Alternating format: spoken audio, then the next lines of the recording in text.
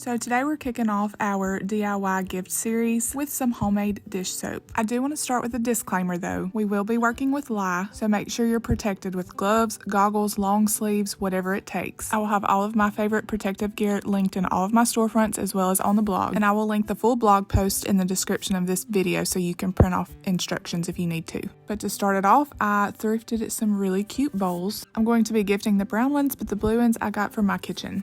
So now we need to calculate how much oils and how much lye we're going to need. And I do that by filling up all the bowls with water. And I fill them up to where I would want the soap to come up to. This is going to be hard dish soap, so not liquidy. So you can see right here, this is about how high I'd want the soap to come up to. And I'm just going to measure out how much water was in this bowl and then multiply that by 4 since I have 4 bowls. And there was 8 ounces of water in there, so I multiplied that by 4 and got 32. Now I'm going to fill up the other 2 bowls and see how much water those hold. And to my surprise, they held 32 ounces of water altogether as well. So that brought my total to 64 ounces that I'm gonna go ahead and round to 70. But to convert that 70 ounces of water to oil, we're going to multiply by 1.8 and then again by 0.4. So we're gonna be working with approximately 50 ounces of oil. So then we're gonna head over to my favorite soap calculator. In our weight of oils, we're going to put 50 ounces. And then under this column, we're going to put the oils that we're going to be using, which is coconut oil and castor oil. To the right of the coconut oil, I put 95% and 5% by the castor oil. And just below that, I hit view or print recipe, and you can print this recipe to have on hand. It shows you how much lye, how much oils, and how much fragrance to use. It also gives you weights in grams, pounds, and ounces. We will be using grams. Now we're going to set up our fancy double boiler. I just boil 2 inches of water in a pot and use a big glass bowl that will sit on that pot without touching the bottom. And while we're waiting on that water to boil, we're going to go ahead and measure out our coconut oil. My recipe calls for about 1,300 grams of coconut oil, which is a lot of coconut oil, but remember I'm making 2 big bowls for myself. Once we get that going on our double boiler, we're going to set up our lye water. We're going to measure out 538 grams of water, as well as 243 grams of lye. The biggest rule in soap making is you are always going to pour your lye into your water and not vice versa. We definitely don't want to end up with a bunch of lye burns because they are not comfortable. Also, this lye is going to heat up that water very quickly, so you are going to see me pouring the lye into the water in increments.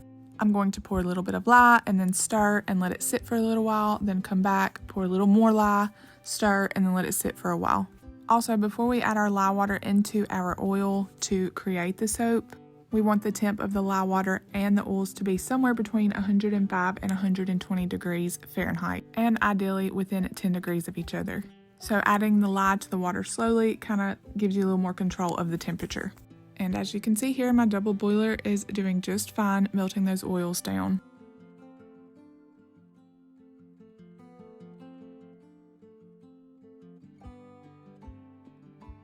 Okay, now that our oils are completely melted down and we've got our lye added to our water, we are going to start keeping up with the temp. I just left the lye and the oil both sitting on the counter and came back every couple of minutes to check the temp on both of them. It did take roughly probably 20 or 30 minutes for them both to get under 120 degrees and within 10 degrees of each other. But with a little patience, they both made it into the appropriate temperature range. So remember how I said we were also going to be using castor oil? Now I'm going to go ahead and measure out that castor oil in the container that I'm going to be mixing the soap in. And we're going to need about 71 grams of castor oil. Once I got that measured out, I'm going to put my container on a towel because I already know I'm going to spill these oils. Now I'm going to go ahead and add my melted coconut oil to my castor oil. And I know this is a big do as I say, not as I do video, but y'all please make sure you're wearing your protective equipment. We're about to mix this lye water with these oils and it's going to possibly fling or catch you in the eye, and I don't want anybody getting burned. So now we're going to add this lye water very carefully to these oils. And in hindsight, this is not a big enough container for what I'm doing, but I'm already invested and I am going for it. So now you see me just taking an immersion blender and blending slowly from the bottom up. We're going to blend until we reach trace, which is a very thick, almost pudding-like consistency.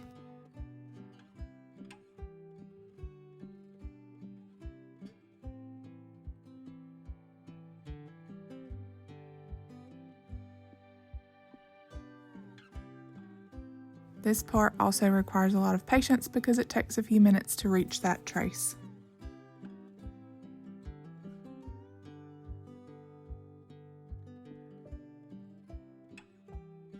And occasionally you're going to see me going in with a long spoon, and that's just to make sure that I'm getting all of those oils mixed in with that lye water, since I, in fact, do not have a big enough container.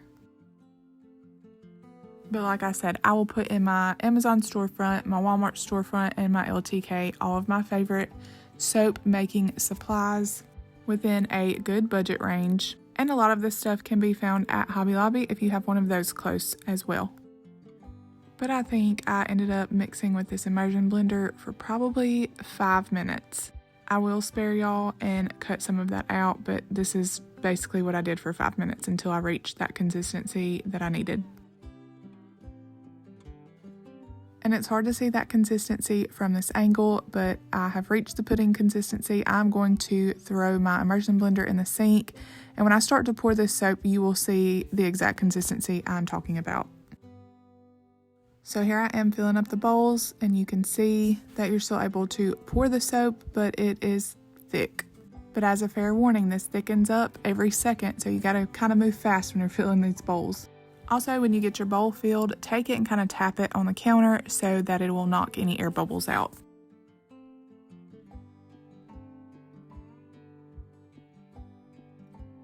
You can take a spoon or a spatula and flatten out the top of this soap or make a cute little design if you want to. I was just going for flat and neat.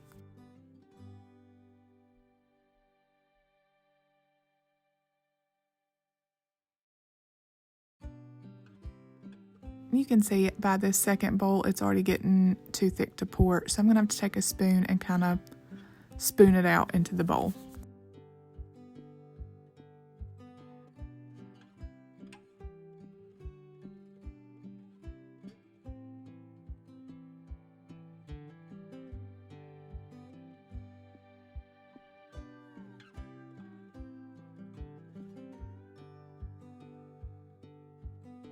Once I get all of the bowls filled, I'm going to go ahead and take my spatula and make sure the tops of these soaps look how I want them to. I'm also going to take a rag or a paper towel and kind of clean up the edges.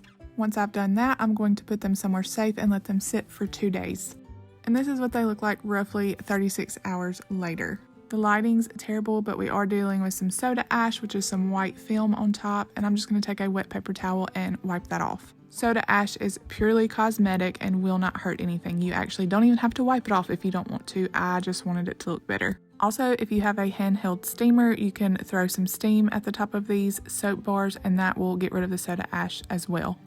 But again, it's purely cosmetic. It's not going to hurt a thing, and I just left it on my 2 personal bowls of soap.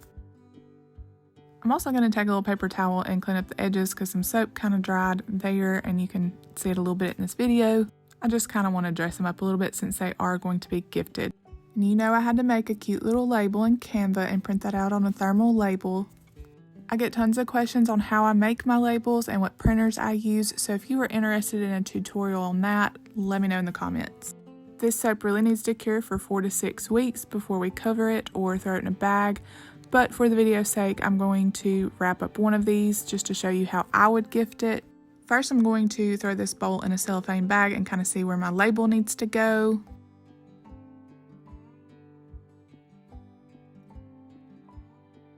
I'm going to place this label kind of low just because I want it to fit over the bowl. And I found these wooden handle brushes, which were exactly the look I was going for with this. I popped that in the bag next to the soap and put a cute little ribbon on it. And I absolutely adore how these turned out. I want to show y'all my brush that I got from Hobby Lobby if you were to need one quick and in a pinch. It wasn't expensive, but I really don't recommend it because the bristles are kind of far apart, so it flings the soap everywhere. But I did find a black plate so I could show y'all how well this soap bubbles or suds up. This is the recipe I have been using for several years now. And before y'all come for me in the comments, yes, you will see a bottle of Dawn on my countertop sometimes, because time doesn't always allow for me to have this made and ready.